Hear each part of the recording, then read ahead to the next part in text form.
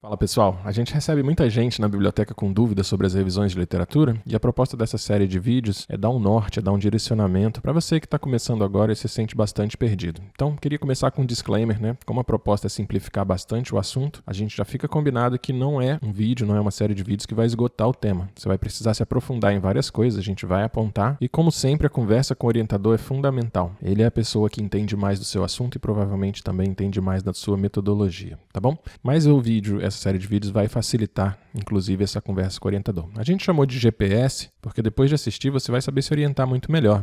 Vai achar as ferramentas que vão te ajudar, vai economizar tempo para descobrir o que fazer. Porque às vezes a gente ouve falar assim, no seu trabalho você tem que fazer uma revisão de literatura, falam que tem que usar o Prisma, registrar no Prospero, tem que saber o Pico para fazer a estratégia de busca nas bases, e aí a gente começa a ficar meio perdido em que ponto que usa cada uma dessas coisas. Então esse vídeo vai servir para te situar nesse sentido. E aqui a gente não vai tratar de revisões que não sigam um método. Aliás, vamos começar por aí. Você sabia que tem revisões que têm um método, como a sistemática, a de escopo, até a integrativa, e existem revisões de literatura que não têm método? Você sabia disso e sabe qual é a diferença? Bom, para quem não sabe, vamos começar o vídeo com uma pergunta que não é nada polêmica, né? Qual desses dois cidadãos aí é o melhor governante?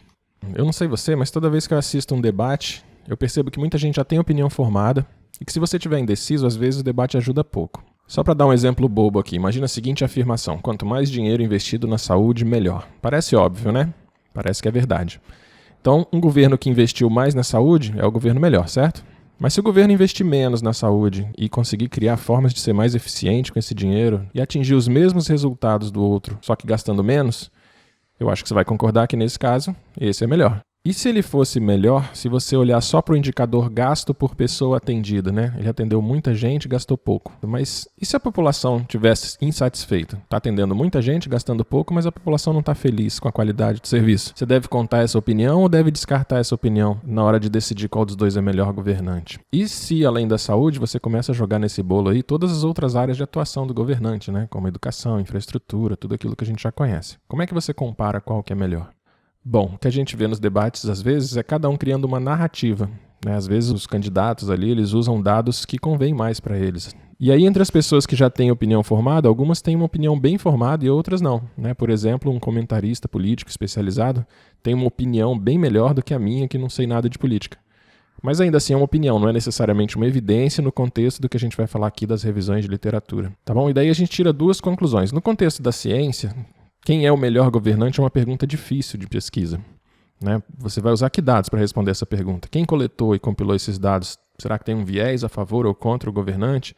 Esse viés pode ter afetado a coleta de dados de alguma forma, ou o resultado da análise? Você vai usar só dados numéricos ou você vai levar em conta a percepção das pessoas também sobre os atos do governo? A pessoa que vai dar essa opinião, essa percepção, ela tem capacidade de fazer essa análise, uma análise mais completa do governo como um todo? Ou ela tem aquela vivência restrita a uma realidade ali menor, mais estreita? E que peso que você vai dar para a opinião das pessoas? Se a pessoa é um PhD ou é analfabeta, vai ter o mesmo peso? E esse peso vai valer em circunstâncias diferentes da mesma forma? Ou em uma situação o PhD tem um peso maior e em outra situação o analfabeto tem um peso maior? Então, quando a gente fala de pesquisa científica, de revisão de literatura, essa pergunta, quem é o melhor governante, pode ser muito difícil de responder, da mesma forma que quando você vai responder comer carne é bom ou ruim, provavelmente você tem uma opinião. Mas como pergunta de pesquisa, talvez seja uma pergunta ruim. Ou então, quiropraxia funciona ou não funciona? Também pode não ser uma pergunta de pesquisa muito boa. E aí a gente vai falar sobre boas perguntas de pesquisa mais à frente, tá bom? E a segunda conclusão é que para gerar evidências confiáveis, você tem que ter um método.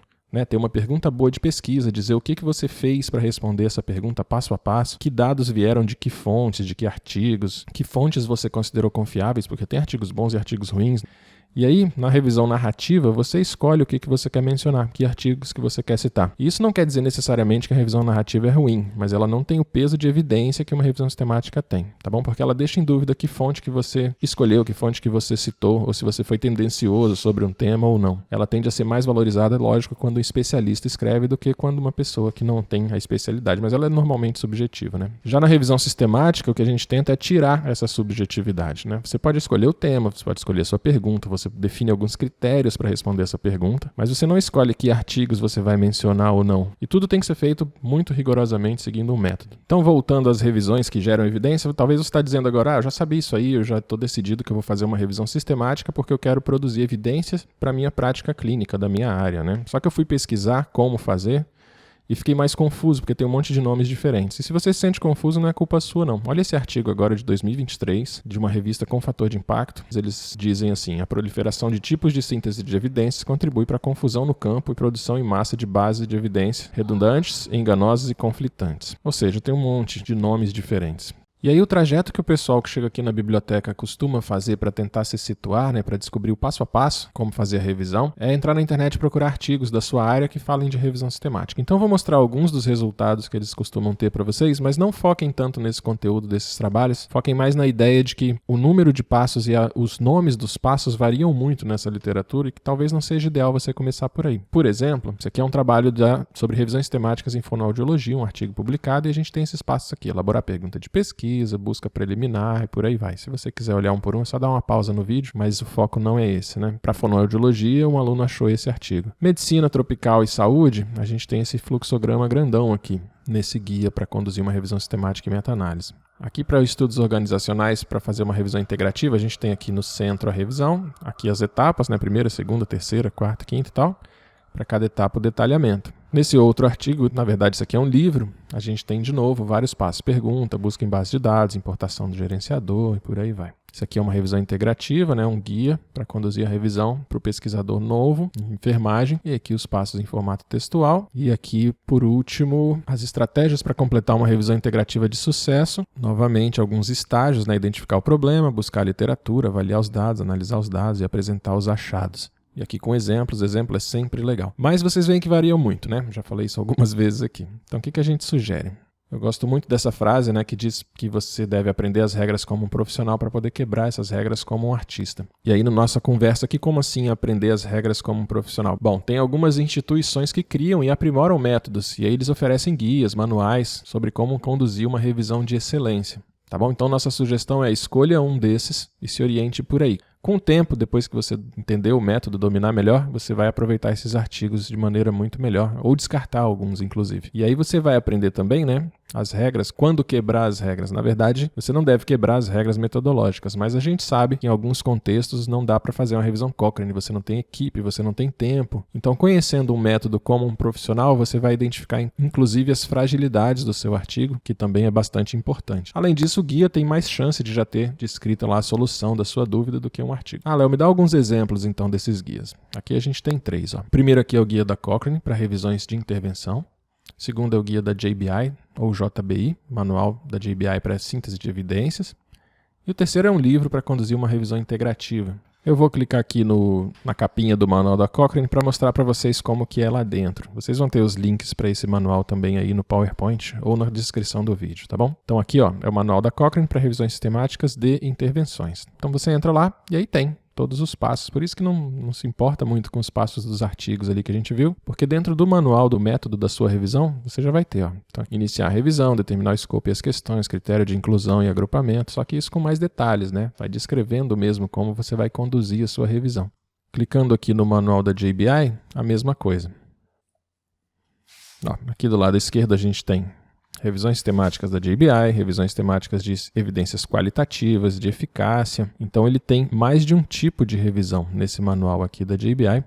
E aí, clicando em qualquer um desses capítulos, eu cliquei, por exemplo, aqui no capítulo 11 de revisão de escopo, ele vai te dar o passo a passo: a introdução às revisões de escopo, desenvolvendo um protocolo da revisão, a estratégia de busca na literatura, extração de dados, etc. O livro de revisão integrativa é a mesma coisa. Uma coisa interessante do manual da JBI é que esses mesmos passos, construir o protocolo, importar estudos, triagem do estudo, avaliação do risco de viés, extração de dados, síntese de dados, elaboração de relatórios, eles valem para 10 metodologias de revisão diferentes. Então a gente vê que revisão sistemática tem 10 tipos diferentes aqui no manual da JBI, da JBI. A gente tem também lá no manual da Cochrane revisões de intervenção. Então nem toda revisão sistemática é a mesma coisa. A gente vai falar mais sobre isso em vídeos mais para frente. Isso aqui é o manual da JBI novamente, mas agora em formato PDF. Você consegue fazer o download lá. Aqui embaixo, PDF para download. E aí ele abre no seu leitor de PDF preferido.